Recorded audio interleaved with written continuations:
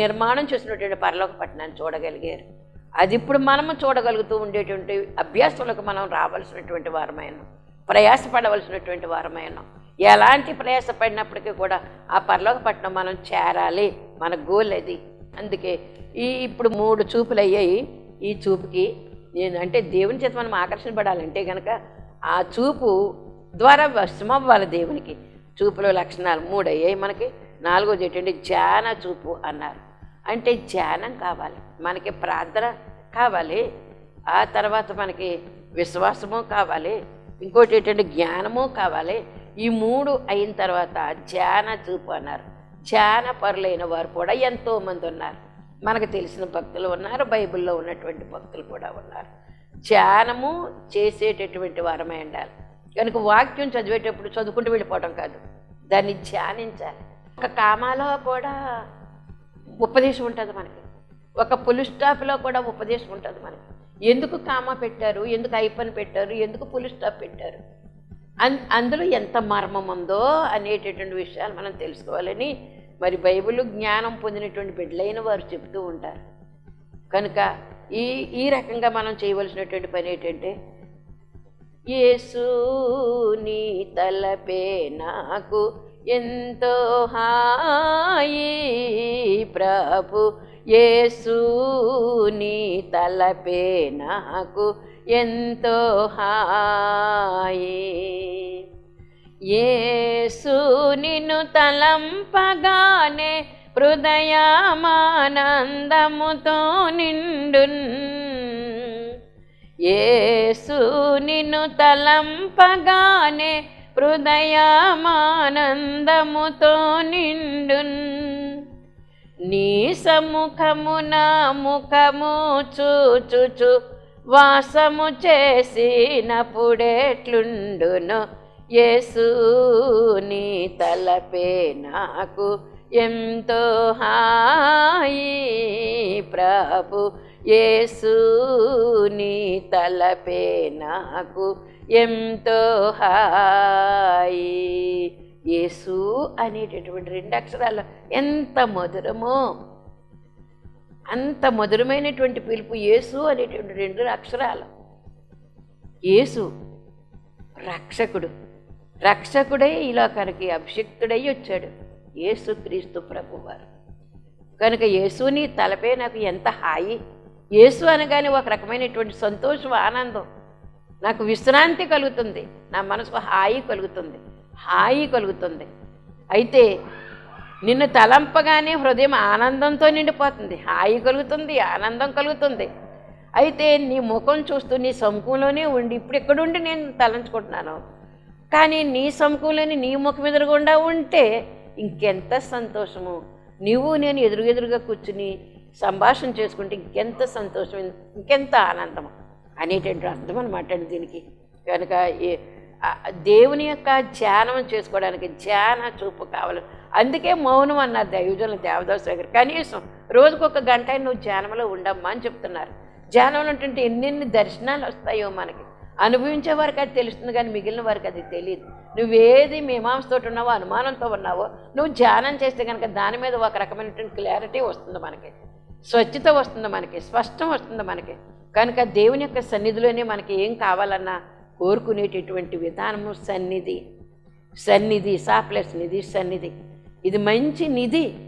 అది లోకంలో మనం ఎంతైనా గుంజుకుంటాం, కానీ కుదురుగా ఉండేటటువంటి పరిస్థితి. అందుకే తిరగలని ఒక సాదృశ్యంగా చెప్పారు. తిరగలంటే మీకు ఈ కాలంలో ఉన్న వాళ్ళకి తెలియదేమో, మాకు తెలుసు, నాకు తెలుసు. తిరగలతో విసిరినటువంటి దానని నేను. పైన ఒక రాయి ఉంటుంది, కింద ఒక రాయి ఉంటుంది. తిరగల రాయి అది రాయే, దానికి చిన్న బుర్రుండి దానికి ఒక కర్ర మొక్క లాంటిది పెడతాం, దానికి బిగించి కొట్టాలి దానికి. అంటే దానికి బుర్ర అంటే కన్నమైన అర్థం అనమాట. దానిలోకి ఈ ఒక కర్ర మొక్కలాంటిది ఒకటి అందులో పెట్టి గట్టిగా ఉండిలో పెట్టి అప్పుడైతేనే అది తిరుగుతూ ఉంటుంది అనమాట. తిరగల విషయము మరి విసిరిన దాన్ని కనుక అనుభవంతో చెప్తూ ఉన్నాను. తిరగలే పిండి విసిరాను, నూక విసిరాను, పప్పులు విసిరాను, ఇంకా కందుల మినువుల ఏమే. సున్నుండలకైతే కనుక ఇంకా రాత్రి తెల్లవారిపోయేది. ఒక కొంచెడు మినుములు పోసుకుంటే కనుక అవి వేయించడమా, పప్పు చేయడమా అంతా కూడా ఇదివరకులాగా ఇప్పుడులాగా మిల్లులు ఉన్నాయా ఏమన్నాను? అప్పుడు ఏమీ లేవు, ఇంకంతా తిరగల్లో రోళ్ళు శనగళ్ళు.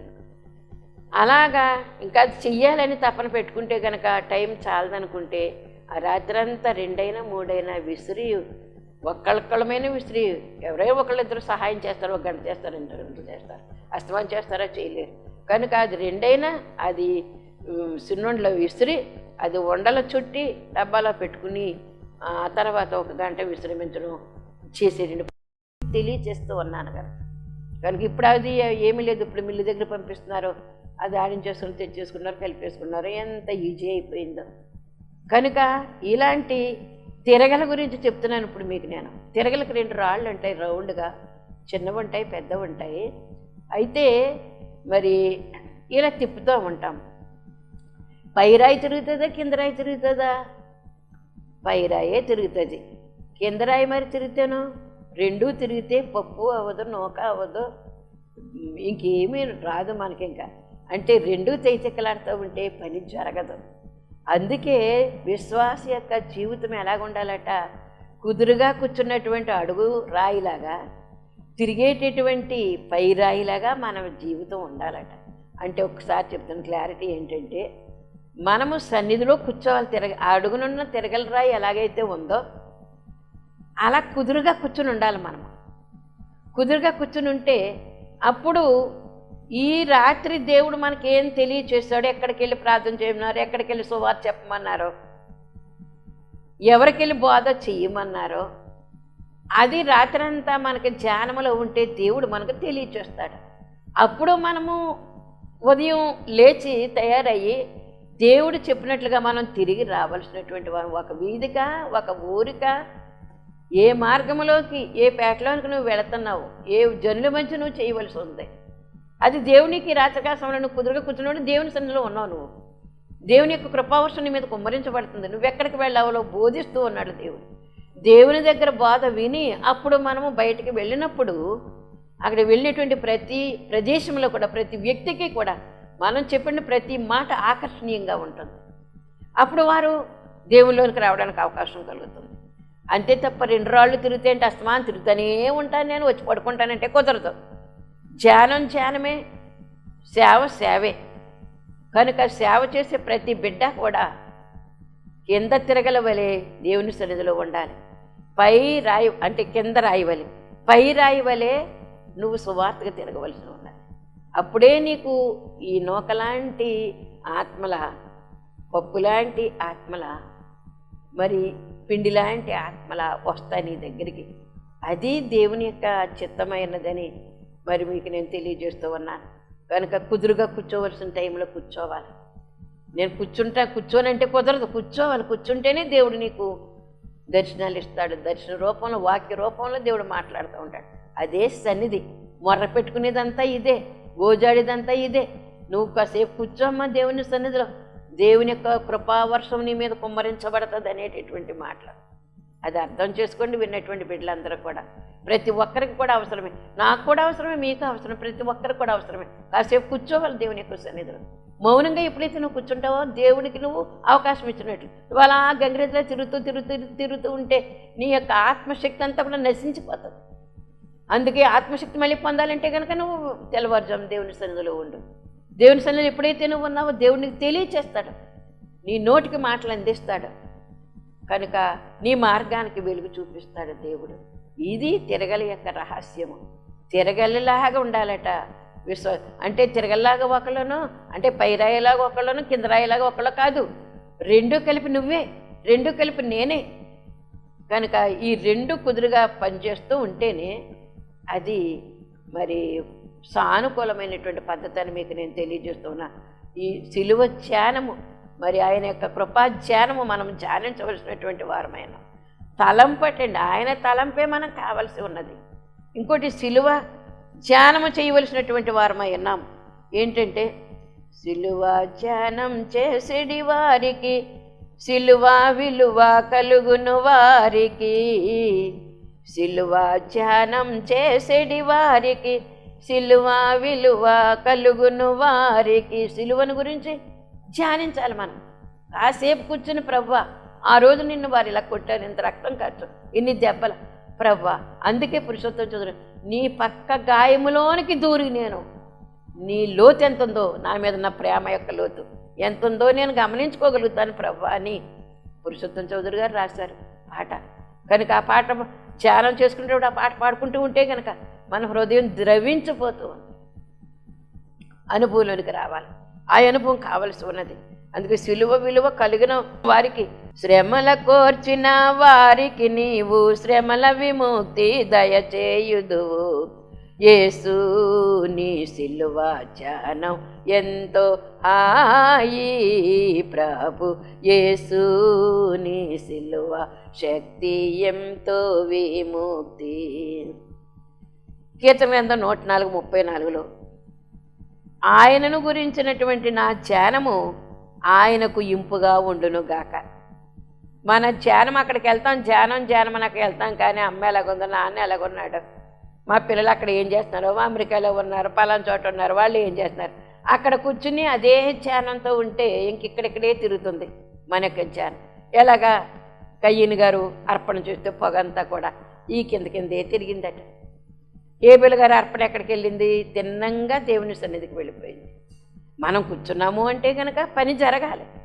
పని జరగాలంటే ఏం చేయలేము, మౌనముగా మనోనిదానం అన్నారు దేవదాసయ్య గారు. ప్రార్థన మెట్లున్నాయి. మొట్టమొదటి దానికి ఏమున్నది, మనోనిదానం, మనసులో నిదానపరచుకోవాలి. ఎలా నిదానపరచుకోవాలి, మంచి కానీ చెడ్డ కానీ ఆలోచన చేయకూడదు. మంచి విషయాలు వద్దు, అవి పక్కన పెట్టే, చెడ్డ విషయాలు వద్దు, ఓ పక్కన పెట్టే, ఇదేది వద్దు. కానీ నువ్వు దేవుని యొక్క తలంపు మీదే ధ్యానంగా ఉండు, అటు ఇటు చెదరనివ్వకు. నీ యొక్క ధ్యానము ఇటు అటు చెదన. ఒకవేళ 1-2 నిమిషాలు అటు ఇటు వెళ్ళినా విశ్రక్తమే చేయమనుకుని మరలా ఆ లైన్లోనికి వచ్చేయాలి. ఎప్పుడైతే లైన్లో పడిపోయామో అప్పుడు మనకి తెల్లముగా ఈ పరిస్థితులు, ఇక్కడ పరిస్థితులు కానీ అక్కడ పరిస్థితులు, ఏ పరిస్థితులని దేవుడు మనకు తెలియజేస్తూ ఉంటాడు. అందుకే ధ్యానము అవసరమైంది. కీర్తనకారుడు కూడా ఏమంటున్నారంటే, ఆయనను కూర్చుని నా ధ్యానము ఆయనకు ఇంపుగా ఉండునుగాక. ఇలాగ ఒకే ఐటెం మీద మనము ధ్యానం చేస్తూ ఉంటే దేవునికి ఎంత ఇష్టంగా ఉంటుందండి. మనం ఇక్కడే కూర్చుని ఎవరో చెప్తున్నటువంటి విషయాలు, పెద్దలు చెప్తున్న విషయాలు మనం ఆలకించకుండా అటు ఇటు మనం చూపు చెదిరిపోతే చెప్పే వాళ్ళకి ఎంత అసహ్యం వేస్తుందో, విసుపు వస్తుంది. వీళ్ళకి చెప్పినా ఒకటి, చెప్పపోయినా ఒకటి అని చెప్పి వాళ్ళకి విసుపు వచ్చి మనకి చెప్పేవి కూడా మనకి చెప్పరు. మన అనుభవాల్లో ఉన్నటువంటి విషయాలు ఇవన్నీ కూడా. అందుకే మనం ధ్యానం చేస్తే కనుక ఆయనకు ఇంపైనటువంటి ధ్యానముగా ఉండాలి, ఆయనకి ఇష్టమైనటువంటి ధ్యానముగా ఉండాలి అనేటటువంటి దేవుని యొక్క మాటలు. అందుకే my meditation be sweet to him, I will be glad in the Lord అనే మాట. నేను యెహోవా యందు సంతోషించెదను, నేను యెహోవా యందు సంతోషించను. ఆ ధ్యానంలోకి వెళ్ళేసరికి ఎంత గొప్ప ఆనందం కలుగుతుందో తెలుసమ్మా, అది అనుభవించిన వారికే తెలుస్తుంది.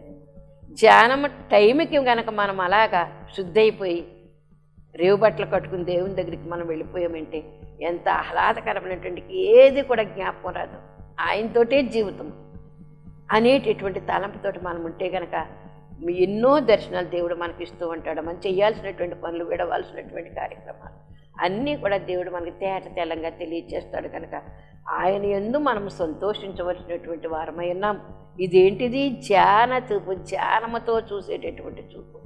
అందుకే అబ్రహాం గారు ఇక్కడ ఉండే ధ్యానం చేస్తూ ఆ మహిమ పట్టణము, పరలోక పట్టణము, ఆ పట్టణము యొక్క శిల్పి నిర్మాణకుడు అయినటువంటి ఆ దేవుని యొక్క పరలోక పట్టణం యొక్క పునాదులు ఎలాగున్నాయి, గుమ్మాలు ఎలాగున్నాయి, అవన్నీ కూడా ఇక్కడుండే చూసేసాడండి ఆయన. కనుక ఇక్కడుండే మనము చూడవలసినటువంటి వారు, ఇక్కడుండే మనం అనేక ప్రాంతాలకు మన చూపు వెళ్ళవలసినటువంటి విధానం ఉన్నదని దేవుడు మనకు తెలియజేస్తూ ఉన్నారు. కనుక ఈ ధ్యాన చూపు 4వ చూపు అనమాట అండి ఇది మనకి. కనుక ఇంకా 104వ కీర్తనలోనే కూడా ఇంకోటి మనం చదువుకోవాల్సినటువంటి ఏంటంటే, సృష్టిలోని సమస్తము చేత స్తుతింప చేయగలిగిన ధ్యానము చేశారు దావీదు గారు. ఈ దావీదు 104వ కీర్తన మనం చూసినట్లయితే కనుక సృష్టిలోని సమస్తము చేత స్తుతింప చేయగలిగిన ధ్యానము చేశారు దావీదు గారు. అంటే 140వ కీర్తన 140-50 వరకు కూడా మనం చూసినట్లయితే కనుక ఆకాశవాసులారా స్తుతి చెయ్యండి, పశువులారా, వృక్షములారా, కొండలోనిటువంటి మృగములారా, పక్షులారా ప్రతి వారి చేత కూడా స్తుతి చేయించినటువంటి ఘనత మరి దావీదు గారు కలిగి ఉన్నారని మనం చూడవలసినటువంటి వారు. ఎలాంటిది అది? 148, 149, 150 కీర్తనలు కూడా అన్ని రకాల తాళములతో కూడా వృక్షాలు, పక్షులు, పశువులు, కొండలు అన్నీ స్తుతించేసాయి. ఇంకా ఏంటంటే వాయిద్యాలతో కూడా తాళములతో స్తుతించేటి 150వ కీర్తన మనం చూసినట్లయితే కనుక దేవుని యొక్క కృపను బట్టి మనకన్నీ తెలుసు. ఇప్పుడు జ్ఞాపకం చేసుకుంటున్నాం అన్నమాట అండి. కీర్తన 149. ఇశ్రాయేలు తమను పుట్టించిన వారిని బట్టి సంతోషించుదురుగాక, సియోను జనులు తమ రాజును బట్టి ఆనందించుదురుగాక. అయితే 150.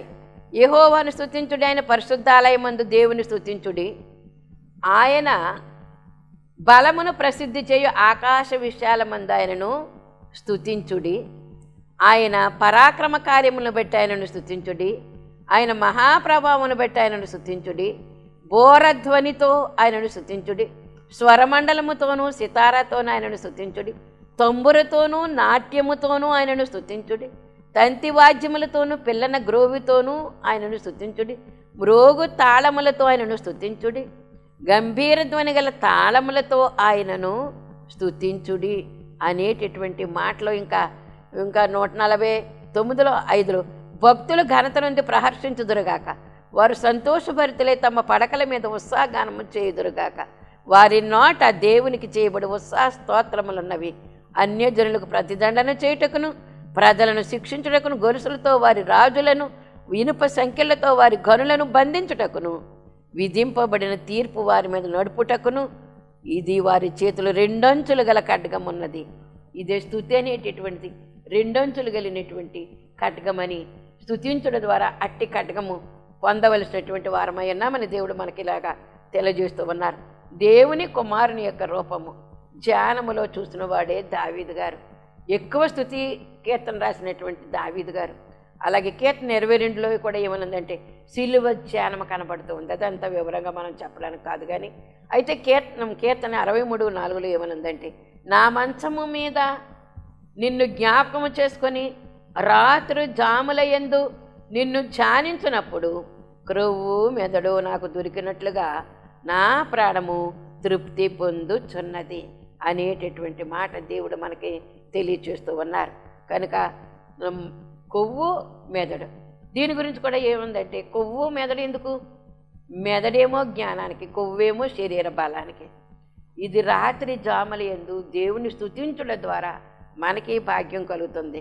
అందుకే రాత్రి వేళ యందు దేవుని ధ్యానం చెయ్యాలి, దేవుని యొక్క కృపను పొందగలగాలని దేవుని యొక్క మాట మనము వింటూ ఉన్నాము. ఇది ఇంతవరకు మనం చూసినట్లు 4 చూపులు మనం చూసాం. 4 చూపులు మనం చూసినట్లయితే గనక ఇది ఆకర్షించబడేటటువంటి చూపు. ఇన్ని లక్షణాలు కలిగినటువంటి చూపు దేవుడు మనకిచ్చాడు. 5వది కూడా చెప్పుకుందాము. కనిపెట్టే చూపటండి. దేని కొరకు కనిపెట్టాలి? ఏ ప్రార్థన చేస్తున్నావో దాని యొక్క ప్రతిఫలం కొరకు కనిపెట్టవలసినటువంటి వారమైన. విసుగుదల చెందడానికి వీలు లేదు. విసుగుదల చెందితే గనక మనకి ఏ విధమైనటువంటి లాభం రాదు. విసుగు చెందకుండా ఉండాలి. విసుగుదల చెందరాదు అనే పాట కూడా మనకుంది. ఇప్పుడు నేను పాడటానికి కాదు కానీ, కనిపెట్టేటటువంటి చూపు, నెరవేర్పు కొరకు చూసేటటువంటి అనగా ప్రతిఫలం కావాలి. మనం ఎదురు చూస్తున్నామంటే కనుక దానికి ఏం కావాలి? ప్రతిఫలం కావాలి. కనుక బయట నుంచి మనకి ఏదో వస్తువు తెస్తానన్నారు మన పెద్దలైన వారు, చిన్నలైన వారు తెస్తారు. దాని కొరకు పలానా గంటలకు తెస్తారమ్మని చెప్పారు. ఆ గంటల కొరకు మనం ఎంత ఎదురు చూస్తామండి? ఆ వస్తువు పొందేంత వరకు కూడా, ఆ వస్తువు మన చేతులు పడేంత వరకు కూడా ఆ టైం చెప్పారంటే కనుక ఆ టైంని బట్టి మనము ఎంతైనా ఎదురు చూపులు చూసేటటువంటి వారమై ఉన్నాం. అందుకే కీర్తన గ్రంథము 37వ కీర్తన 7వ వచనంలో ఏమనుందంటే, యెహోవా ఎదుట మౌనముగా నుండి ఆయన కొరకు కనిపెట్టుకొనుము. ఎక్కడ కనిపెట్టుకోవాలి? దేవుని సన్నిధిలో కనిపెట్టుకుంటుగా. ఎన్ని సాక్ష్యాలు వింటున్నామండి మనం దేవుని యొక్క కృపను బట్టి. ఎన్ని సాక్ష్యాలు, మామూలు సాక్ష్యాలు కాదు, సాక్ష్యాలు ఎన్నెన్నో సాక్ష్యాలు. దేవుని కొరకు కనిపెట్టుకుని ప్రార్థన చేశానమ్మ, నేను ప్రార్థనలు ఎప్పుడైతే చేశానో దేవుడు నాకు ఈ నెరవేర్పించాడని సాక్ష్యాలు చెప్తున్నాం కదా. అందుకే యెహోవా ఎదుట మౌనముగా ఉండి ఆయన కొరకు కనిపెట్టుకోండి. మౌనంగా ఉంటే ఏంటి? మౌనంగా ఉండకూడదు. అరిచి ప్రార్థన చేయాలి. అరిచి ప్రార్థన చేయాలి, మొక్కుకుని ప్రార్థన చేయాలి, మొరపెట్టుకుని ప్రార్థన చేయాలి, హృదయం కొమ్మరించుకుని ప్రార్థన చేయాలి, గుండె పగలగొట్టుకుని ప్రార్థన చేయాలి, అన్నీ ప్రార్థన చేయాలి. చేసిన తర్వాత ముందు మొత్తం మీద నువ్వేం చేయాలంటే కనిపెట్టుకొనుము. ఇది వాక్యంలో ఉన్నటువంటి మాటే, ఎవరు తెచ్చిపెట్టి చెప్పినటువంటి మాట కాదు. కనుక యెహోవా ఎదుట మౌనముగా ఉండి ఆయన కొరకు కనిపెట్టుకొనుము. అపొస్తలుల కార్యముల గ్రంథములు 1:4 ఏమనుందంటే, తండ్రి యొక్క వాగ్దానము కొరకు కనిపెట్టుడి. అపొస్తలుల కార్యములు దేవుడు చెప్తున్నటువంటి మాట. మీరేం చేయాలంటే కనిపెట్టండి అమ్మ, కనిపెట్టండి. తండ్రి యొక్క వాగ్దానం కొరకు కనిపెట్టండి. అపొస్తలుల కార్యం 1:10 కూడా ఏమనుందంటే, ఆయన వెళ్ళుచుండగా మరలా వారు ఆకాశం వైపు తేరి చూచుచుండి. అంటే తేరి చూడటం అంటే కూడా కనిపెట్టడమే. తేరి చూడాలి, మన చూపు తేటగా ఉండాలి. చూపు ఎప్పుడూ కూడా మరి గలిబిలిగా ఉండడానికి వీల్లేదు, వంకర చూపు చూడడానికి వీల్లేదు. ఆ చూపులో తేటగా ఉండాలి, ఆ చూపు స్పష్టంగా ఉండాలి. ఎంత దూరం చూసినప్పుడు కూడా అది స్పష్టమైనటువంటి ఆకారాలు మనకు తెలియచేయాలి. అందుకే కంటి చూపు కనుక మనకు తేడా వచ్చిందంటే మనకి కంటి డాక్టర్ దగ్గరికి వెళ్ళి టెస్టులు చేయించుకుంటాం, అవసరమైతే ఆపరేషన్ చేయించుకుంటాం, మందులు వాడతాం. కనుక ఇది మనం చూసినటువంటి విషయంలో దేవుడు చెప్పినటువంటి మాట ఏంటంటే, తండ్రి యొక్క వాగ్దానం కొరకు కనిపెట్టండి. ఇంకా ఏంటి? ఆకాశం వైపు తేరి చూస్తున్నారు అంటే ఎదురు చూసారని అర్థం అన్నమాట. కనుక ఇవన్నీ కూడా కనిపెట్టేటటువంటి చూపులు. ఇంకా ఎన్నో ఉంటాయి మనకి కనిపెట్టే చూపులు.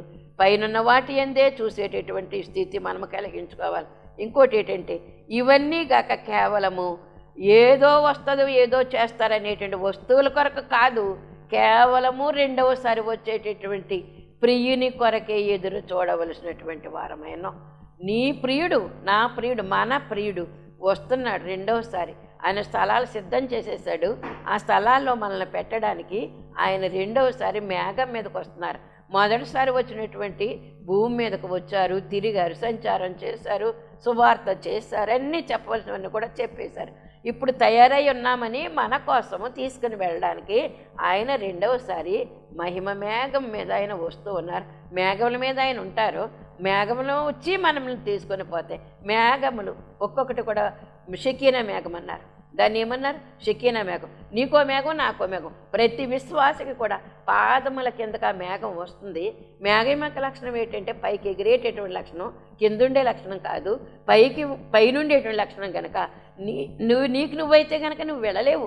ఎందుకంటే భూమి ఆకర్షణ శక్తి, కుటుంబం ఆకర్షణం, మరి బంధువుల ఆకర్షణ, భర్త పిల్లలు అందరూ కూడా ఆకర్షిస్తారు. అయ్యో అనుకుని వెనక చూస్తాను తప్ప ముందుకెళ్ళే ప్రసక్తి ఉండదు. కనుక ఆ మేఘం ఏం చేస్తుందంటే నిన్ను ఎత్తుకొని నీ పాదముల కిందకు ఆ మేఘం వచ్చి, మహిమ మేఘము వచ్చి నిన్ను పైకి తీసుకుని వెళుతూ ఉంటుంది.